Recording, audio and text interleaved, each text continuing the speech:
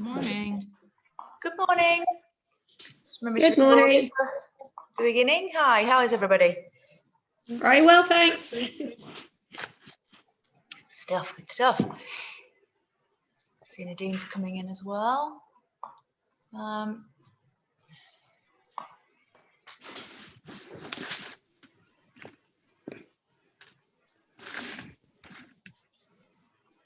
Just bear with me, I've got a message from... All right, now, I think it's fine. Sorry, somebody just messaging me about getting in. Looks like they're okay. Let's see. Yes, Kerry's with us now.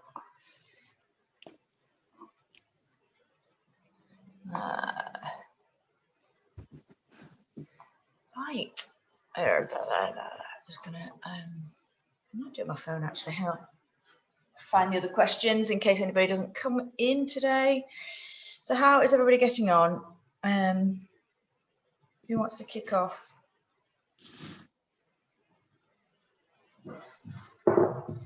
I wouldn't mind if that's okay, just because it's a bit late here. Hello, everybody. Yes, sure. Fire away, Kerry.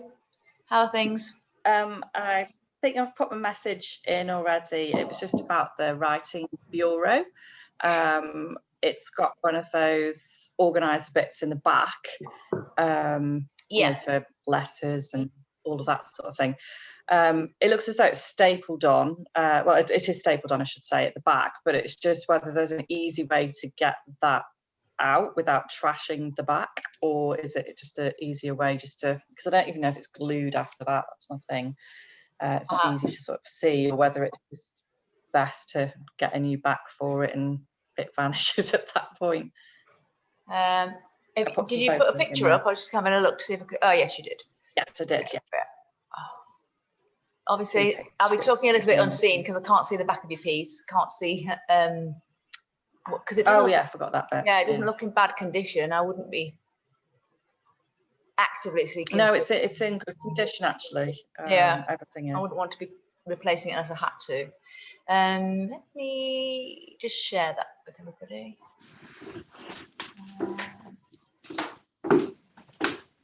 There we go. So it's a bit different from the type of scene, more of a suspended kind. Usually they're sort of wedged in. In fact, ironically, I actually use one of these things for my laptop stand. That's out of a bureau. Yeah, quite useful. And useful if you've got a desk and you need somewhere to put your bits. But this was just nailed. So it had nails through it that were holding it sort of in position. And it just kind of came out. So I don't know, I can't see or don't know what the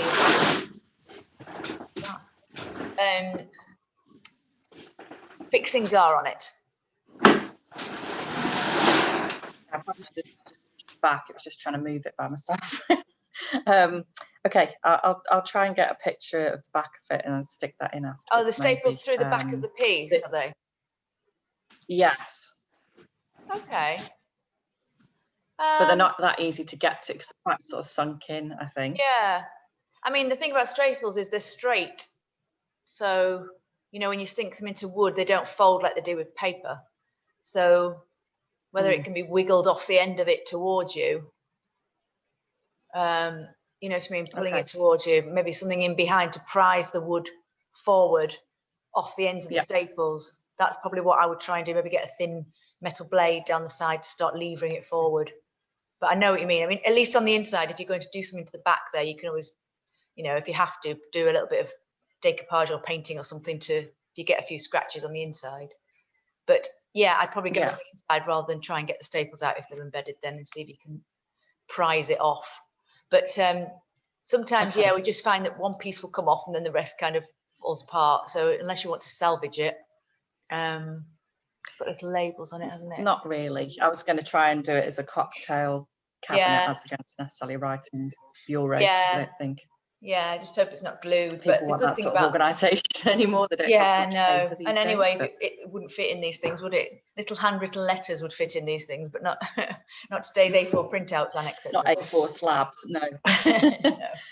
No, I mean, yeah, and if it's glued, it just I would try. I tend to use my multi-tool this sort of blade that's it's got a thin edge on it, this sort of thing.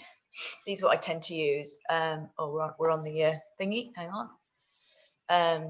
Just because they actually taper, so it makes them really thin, but they're quite sturdy. That one's, I really like this one as well. It's been quite useful lately. But then a quick blow with a little hammer can sometimes shatter the old glue if the has got a little bit of glue in there. Okay. Yes. Good luck. Yeah. I hope it's Just not trying to get a wrestling match in there in that angle. But yeah, again, that's where my little. I'll see how I go. Yeah, that's where at some point, if it does start to get frustrating, you might actually just take a hammer and give a swift blow to one of those partitions, and it might just start to, a piece might come out, and then you can kind of get in a bit and start to dismantle it. Yeah, because it's just all very now, very space limiting. Just trying to get all of that stuff rammed in there around the sides. But yeah, that's it. I mean, I did have one more question. Sorry, just on a related note, which is good for everybody. Actually, it's something that I if it's got screws at the back to get the back off, which I think depends on the quality of a piece, really, to be honest. And it's not saying anything bad about pieces that have got nailed on back, but screwed on back. So if you can get the back off, that's going to make painting that aperture that's you're left with much easier, because you can go off the back once you're taking it off. And it's something actually I often forget, sort of set off and sort of say, and I sort of think about it later on. But if you're going to be painting the interior and you can get the back off, it certainly makes life a hell of a lot easier. Just have to be gentle, don't we? Because that ply can sometimes be a bit brittle in the layers. Yeah, no, it does look as though it's been stapled on, because I did have a look at that, and they're quite sort of embedded in, and that's the problem of trying to get. But even around the edges, it's got staples to attach the back to the whole piece. Yeah. Okay. So if I try and get a tool in from the back, it's just going to sort of make a mess. But anyway, no, I'll see how I go with it. So and just sorry, I didn't put it in there, but I thought I've got another piece that I've got with mirrors that's slightly tarnished. Is there anything? It's only like a little bit, but is it easier just sort of cut that bit off because it's on the edges, or is there something that can sort of bring it up if it's not too bad? Because the tarnishing tends to be on the back, doesn't it? Yeah, it usually gets in underneath the foil, the sort of backing. But of course, if you do that, you're just going to have glass. You won't have a reflective bit where you've scraped it off. Yeah, we had some some decorative glass actually in a piece I've just done with a pattern on it, and that had got some gunk and tarnishy bits that have got in between the two. So we scraped it back and we used a bit of paint. But obviously, with that, you could always sort of try and touch it up just around the edges, I suppose, if you wanted to, just scrape that back. Yeah, try and disguise it a little bit with something reflective. But yeah, I mean, I think there's a certain amount of tolerance for foxing and the sort of age spots. It sounds like liver spots for mirrors, but the sort of little marks you get under the edges, there's a certain tolerance for them because it's vintage. So we just make sure your disclaimers on there. And I've got the mirror I just finished yesterday has got a little scratch towards the bottom of it, to be honest, and I'm annoyed that I didn't put the design on the other way around. I didn't notice. But I'll just put a disclaimer in it. It's vintage. And some people quite like all that age-related stuff, don't they? Okay. No, great. And I think you mentioned it to somebody else who asked about the backing mirrors that you can get, or those. It's not a mirror as such, but is it the tiles? Is that on Amazon? Did you say? Okay, I'll have to look on that. The ones that Alison shared were like disco ball tiles. Which look much more on a strip. Yeah. They look much more like they're on a sticky strip without needing grouting between them. They look like they were just, you just take the backing off and stick them on. The ones I used were proper bathroom tiles, so they did need attaching and then grouting to fill the gap, because they're sort of on a mesh backing, but there's a gap between them that's visible, so you have to fill that with something. So mine were a bit different. Yes, Mine were sort of ceramic-y, but they still had that sort of iridescent disco-y sort of effect, but they weren't. I think those probably aren't. I don't know whether hers were. I didn't have a close look, but I don't know whether, because she was asking me what to do with them. I was like, I've not used them before, so your guess is as good as mine. But they did look like they didn't need a gap grouting in them, so they'd just be adhesive. Okay. But yeah, Amazon's a good No, place that's for probably stuff not like going to work that. for this Yeah, particular business. people sort of don't like Amazon, but it's a lot of sellers on there, so it is a marketplace of lots of different individual businesses. So it's a good place to go for things like that when you're looking for a resource for one-stop shop. Okay, great. That's all right. Thank you. I think that's everything. Is it? Okay. If you think of anything else, just shout. Okay. Thanks. That's all right. That's all right. How is everybody else? Who else wants to sort of take? Hi, Nikki. Can I ask you a question? Yeah. There are a couple of them. First of all, there was this one about this desk that I'm doing up, right? So I've can you see it? I've stripped it all off. Hang on. Can you see that? Nearly. I don't know if everybody can see that. What's So removed me? There we go. Okay. Okay. So can you see the holes which were sort of here, which have been left here? Just a bit, yeah. Yeah. So I've sanded it, I've cleaned it, I've stripped it off, sanded it and everything, and even with white spirit, they still show up. They're sort of still there.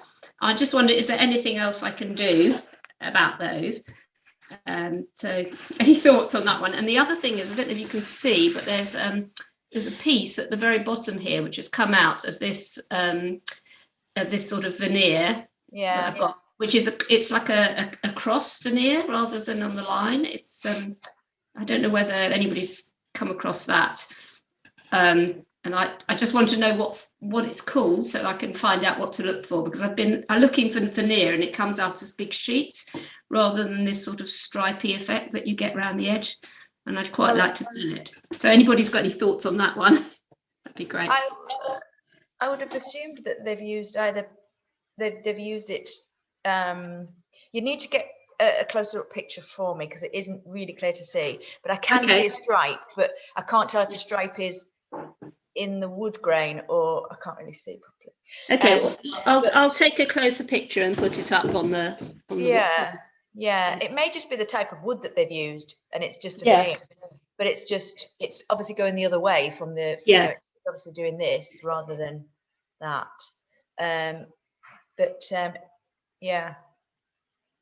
Because what I would like to just fill, because it's quite noticeable, it's right in the corner, and it's sort of it's got a nice line, and I'd like to keep that veneer. I don't want to paint that over, but just to fill it, I don't think, unless I suppose paint the stripes on, but I still think it'll be quite noticeable on the front.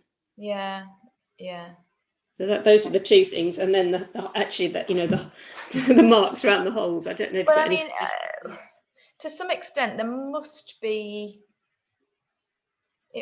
down to either sort of fading.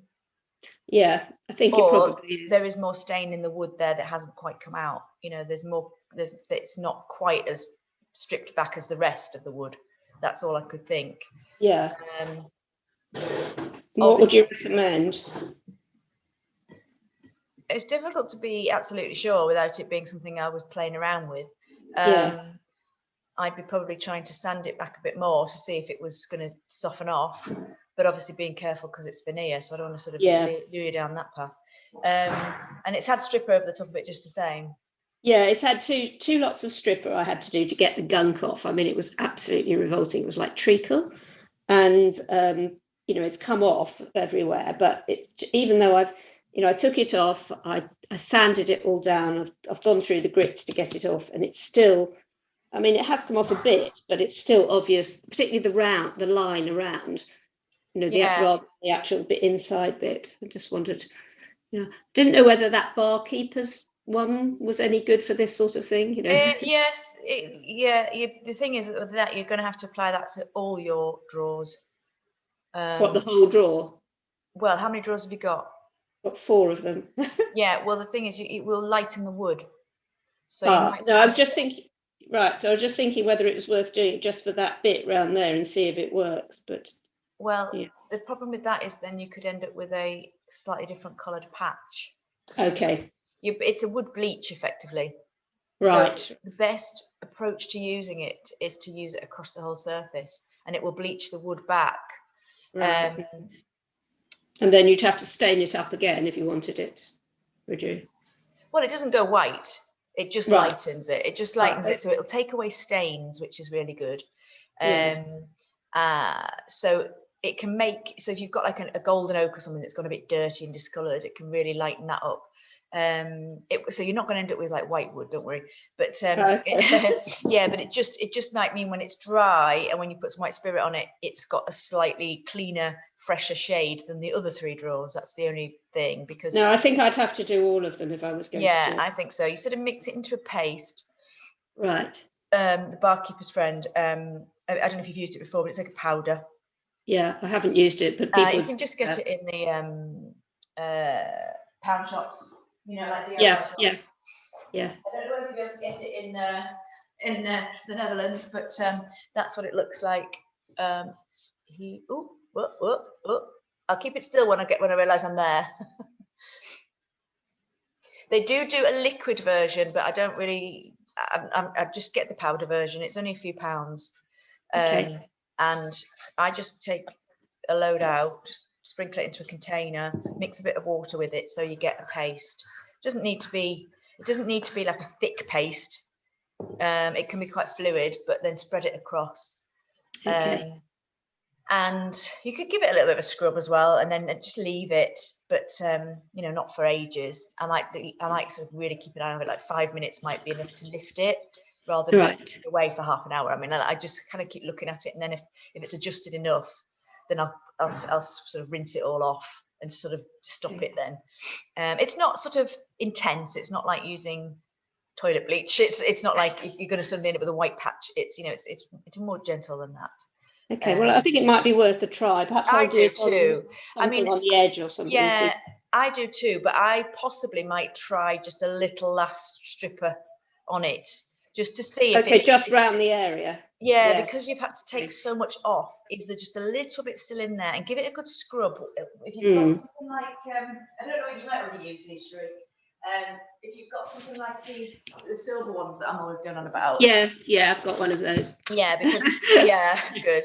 Got loads for me, the plastic scrubbies with the green on top, or whatever colour they are, but with the sponge and the green on top, and the sort of mesh of that, they're not as scouring, not as scrubby. What's the word? Exfoliating. I don't know.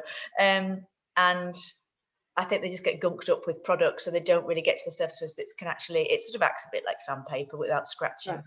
And I think I might get into the wood a little bit more. Yeah, I mean that's what I use. A no, then yes, your Barkeeper's Friend, because obviously it's a. Yeah, but I'll try that first, because that's what I used before, and it took a lot of it off. Perhaps I just haven't taken it far enough. It might be that when you were scrubbing it, because it activated and released a lot of the old finish was still there in what you're scrubbing. So now it's cleaner application. It's like the last hair rinse or whatever. Maybe it just needs that just to. It's worth a go, isn't it, for the sake of half an hour? If it saves you having to do the Barkeeper's Friend thing. Okay, I'll definitely try that. That's great. Thank you for that. Good luck. It's a bit of a pain when that happens. Yeah, don't worry. I've got lots more stuff to do, because I got a lot of stuff off. It was, I mean, you can see it. It's this horrible brown. Yeah, it's very brown. Yeah. And that when you get those handle marks, sometimes you get an actual sort of indentation as well, which is. Yeah, I've managed to get that out, I think, through the sanding, although I can still feel it a bit. Yeah, there's one thing you can do. You can always try. Mind you, the stripper should probably do it to some extent. When you get a dent like that, is you can use like warm water, sort of to help the fibres relax and lift up. So if you know, I've done it from time to time when I've dented a piece that I've flouted it, hit it. A little bit of water, like a bead of water on it, should help the fibres pop back to where they should be. And then you just leave that on there, and then. Yeah, you can do it different ways. You can do it with a cotton pad, you can do it with a flannel or whatever, if you don't want to wet the whole thing. But that's sort of just in that little area. Yeah, that specific area, because the fibres are still there. They've just been compressed. Yeah, okay, I'll give that a try. Back into space, but I'll let you know how I get on. Yes. Great. That's great, thank you. And then would you then, once you've done all of that and you've sanded it down, would that be when you would use the sanding sealer before you start putting anything on top of that? If it's got nice wood, yes, and you want to sort of enrich the grain and don't want to go down the sort of Osmo oil route at the end, which I'm more and more moving away from, just because future upcycles. I've had a recent conversation with somebody who, it was somebody who put it in one of the other groups, one of the furniture painting groups, saying that they'd tried everything to get Osmo off, naphtha, paint stripper, all kinds of stuff. And I, from my perspective, it was about painting over it that was my issue. But I managed to scrub it off with a white spirit, but it was only, I think, 1 coat. So this was 3 coats and cured, I think. So I thought, wow, we're going to be swearing at each other in the future with this product. So the shellac route starts to become more and more attractive. So yes, I've done that on this one here. Right. To put my design on today. So you can see it's shiny right now because it's only got 1 coat on actually, but it's soaked in rather nicely. So I think it'll only get 1 coat because all I need to do is make sure that it's gone in and there's no thirsty spots. Right. You know, where you think, oh gosh, you know, it needs another coat. So it looks all right, but I don't go straight over it while it's shiny because the shellac it seals the wood. It's not meant to seal the surface. So what we'll do is sand it back. So get all of the shine off, just like we do when we're, you know, if we were prepping something that was going to be painted. Yeah. That had a finish on it. So we do that. So this should be right back to the surface. I shouldn't be able to see any shellac sitting on top or any shininess. And then what I'll do is obviously dust that off. Probably I might even give it a little wipe with a bit of water just to get the finer dust out of the grain there. Because the tack cloth can't get into those little bits. And I don't want my last coat to sort of capture them. And then I'll put my masking tape down over that because it will stick okay on that. So I've only got 1 coat on mine. You definitely don't want to sit up. You don't want to be able to see any marks from your application of the shellac. And we're just using a roller now for it actually because we find because it's obviously quite a quick drying product. I shall re-spotlight myself soon. There we go. So it's worth doing that before you put the masking tape design on. Would you recommend that? Say that again? So it's worth putting the sanding sealer on before you put the masking tape on. Yes, because otherwise you're going to have to put the sanding sealer around your tape design afterwards. You don't really want to be putting shellac over your design. So you put the sanding sealer down and shellac over. Yeah, I'll show it again because obviously I wasn't on close up before. That's 1 coat, and you might be able to see it. You can see it's shiny. You might be even able to see some of the marks from the roller down here because it's just been put on quite sort of not liberally. There's actually a slightly dryish patch here, which once you can see it there.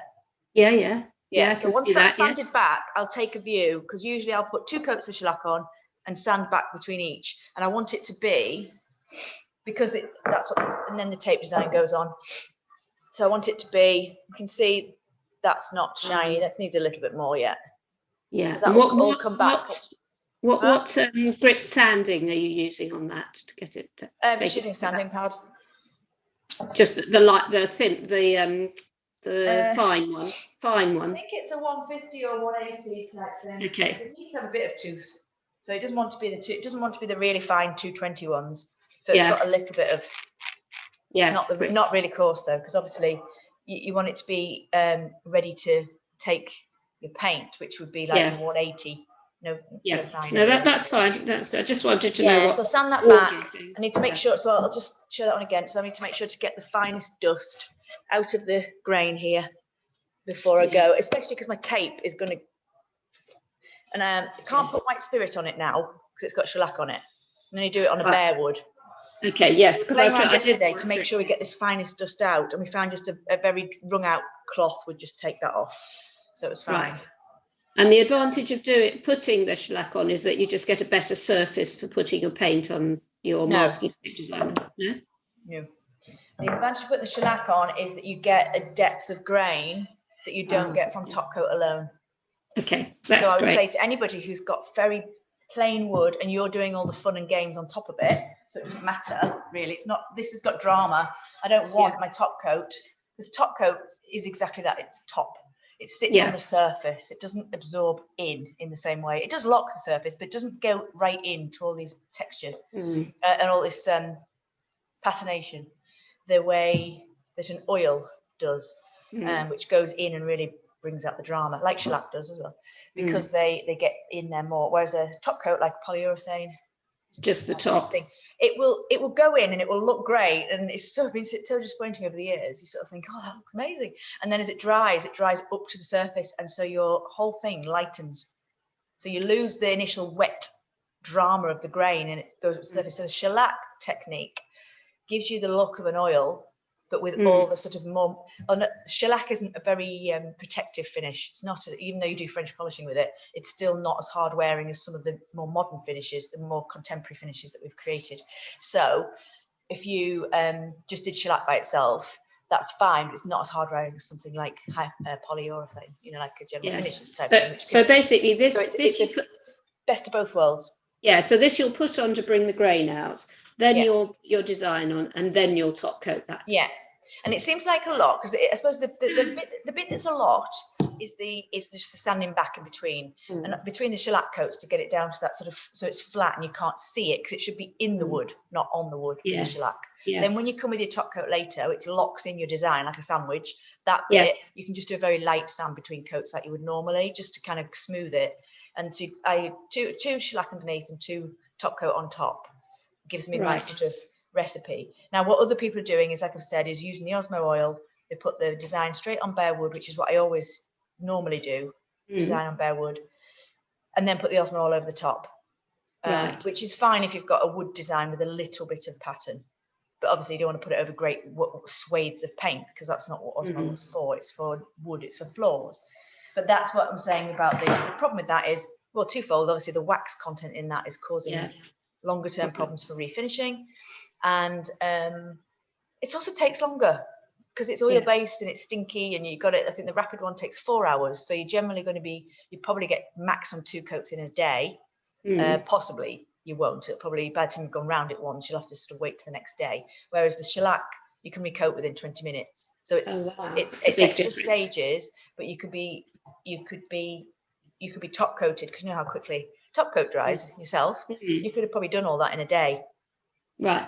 Okay, that's really, really useful. And for your customers, they can put a bit more top coat on if they scratch it. If they've got Osmo on a product, they have to put Osmo on the product, because it's a system of its own. It's like a hybrid top coat wax system. So if you've had it in your floors, it's excellent for floors. Your floors, they wear over time, and you reapply Osmo oil over it. If you want to put something else on it, you've got to take that off first. So it's a great product for bringing out the drama, but I think the tide might turn. We'll see. Anyway, so this is another option. But I was going to show you, if you find a really, say you've got wood like this, for example. Yes. Which basically I call it like gingerbread. Yeah. And it's not very exciting. What I've got. Yeah. And you're going to put a design over that. Do you need to do shellac on that? Well, that's what I wanted to know. Is it worth doing? So it sounds like it may not be on this bit, but I need to. No. I might have a look down the side. When you put the white spirit on, you think, "Ooh, that I want to see the variations, the depth, and the dark and the light." Yeah. But if it's like this, or it's just those simple stripes that you've got, you're still going to see those stripes. Top coat, like General Finishes one, is used by woodworkers, so it is very, very good. But we've just got a bit addicted to this kind of, that really intense oiled look. So no, it's not necessary. You could just go straight. And I'd probably put 3 coats of top coat on at the end, but 2 to 3 at the end when you're going straight over the wood by itself, because the first coat will sink in. And then they build on top of that. Whereas when you're doing it over shellac, it's already sealed done that. Yeah. Brilliant. Thank you so much. I'll put this into a flow diagram, because the process checker goes up to the point of painting, but doesn't go beyond the sort of point of what do I do next? Yeah. Well, this is the first time I've had something that's as big as this, and in fact, it was given to me by a friend who was cleaning her dad's place. It's not in brilliant condition, but my husband would like it because I just gave away his desk. So I'm doing it for him, and so it gives me the opportunity. I'm doing it for him after scuppering him and giving away his desk. No, it's actually, I didn't so much as scupper him. My son took his desk, so right. So I thought, well, it's good because it gives me the opportunity to try things out as well, because it's not going to clients as such. It's going to be here, so it gives me a chance to try some things out which I wouldn't have tried otherwise. Yeah, that's good. That's good. No, I'm glad it was your son. Absolutely, yeah. So I'm grabbing my power pack because my battery's just decided to start to go. Let's switch back to my old computer because my current one is broken, so that's not the right charger. Do Right, bear with me. If anybody wants to ask a question while faffing or... Yeah, it was just a quick question you said about the shellac. Sorry, when you were sanding it down, you got some fine bits in the grain. You were using the tack cloth on some of it, but the really fine bits, what did you do? We just used a sort of very, very wrung out damp cloth yesterday, which was fine. Oh, If you the use damp- too oh, much, okay. if you use too much water, shellac can go cloudy. So just, you know, just a very light, quick wipe over with a damp cloth. Okay. But the other option is you could go over it. If you couldn't get rid of them, you could go over it with a little bit of. So I've not used this computer for ages. I can't see where the cracked the screen on the other one, which is not such a big deal if you haven't got a touch screen, which I have. So it was just doing all this stuff, and I was trying to use my mouse, and it wanted to do other things. Yes, so you could use methylated spirit at that point if you needed to even something out, or you needed to try and remelt the shellac to get into the grain a bit. If the water, a little damp cloth should do it. From testing it, something to plug it into would be really good.